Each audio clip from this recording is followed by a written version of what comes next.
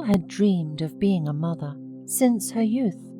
From the age of 8, she helped babysit her elder brother's children. She liked to think up different games for them and walk with them in the garden.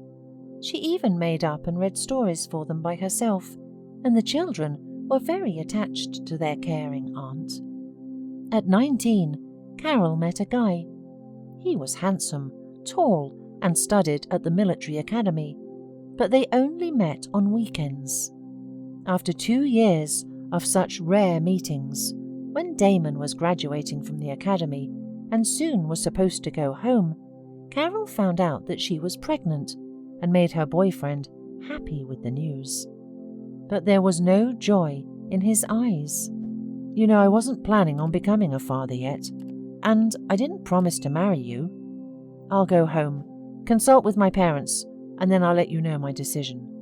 These words deeply wounded Carol, and she decided for herself to forget about him. She went home in heavy contemplation, but in the park she sat down under an old oak tree and cried bitterly.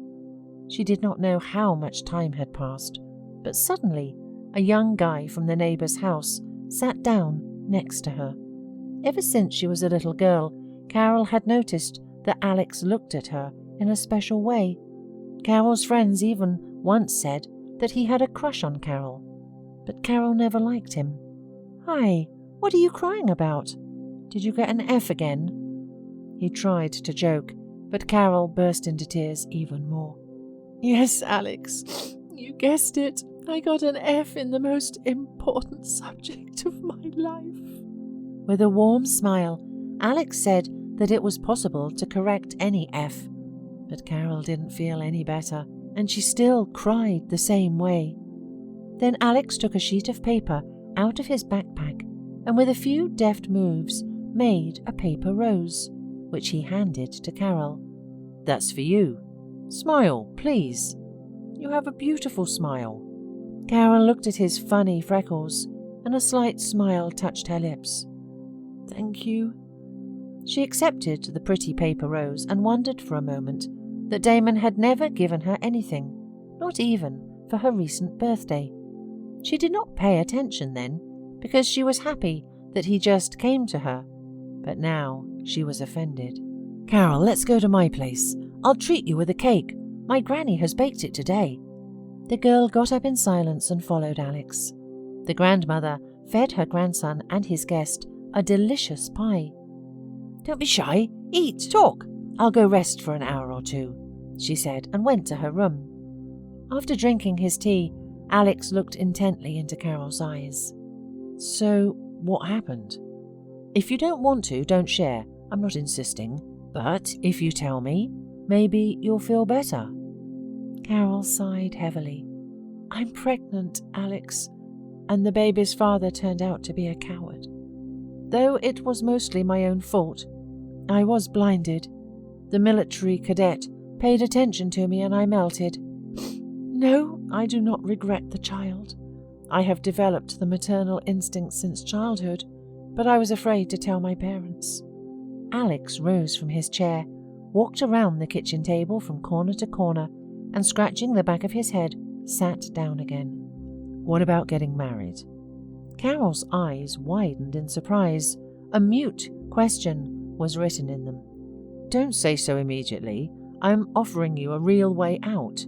Let's say to your parents that the baby is mine, and get married. And then, if you'd like, we'll divorce. It will be something like a fake marriage," said Alex, and blushed. The girl shook her head sadly. "Carol, please agree. I've dreamed all my life of being with you, and I want to help from the bottom of my heart. It's just important to me to be near you, to see you, to help you, to care for you. I don't need anything else, believe me." Tears gushed from her eyes again. "Alex, I don't want to ruin your life, and I'm uncertain if I can ever reciprocate. I'm going home. Thank you, Alex. I had no idea how much you... Forgive me for everything." She left rushing. However, a month later, they got married. Several years passed.